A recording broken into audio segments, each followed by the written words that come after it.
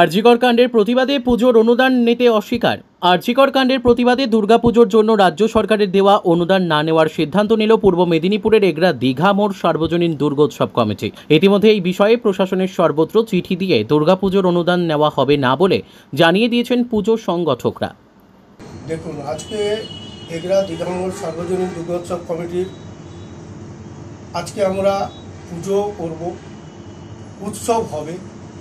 উৎসবটা হবে প্রতিবাদের উৎসব। আজকে ন্যায় বিচারের উৎসব হবে। সবচেয়ে বড় কথা, আজকে অভয়ার যে বিচার সেটা যেন আমরা পাই, সেই আবেদন রেখে আমরা এবারে যে পুজো, এই পুজোতে আমরা যে থিমটা আমরা জাস্ট একটু চেঞ্জ করেছি, সেটা বাইরেরটা আমরা কালো রাখছি, উপরের ভেতরটাও পুরো কালো রেখেছি, কোনো রকম ডিজাইন বসাবো না। আর প্যান্ডেলের ইয়েতে আমরা উই ওয়ান্ট জাস্টিস, মানে জাস্টিস ফর আরজিকর, এগুলো আমরা ব্যানার দেব। তার সঙ্গে আমরা স্টিকারও দেব।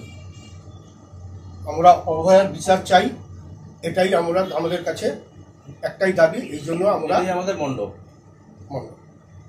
আর আমরা এই বিচারের আশায় রয়েছি এবং সেই কারণে আমরা আজকে সরকারের অনুদান প্রত্যাখ্যান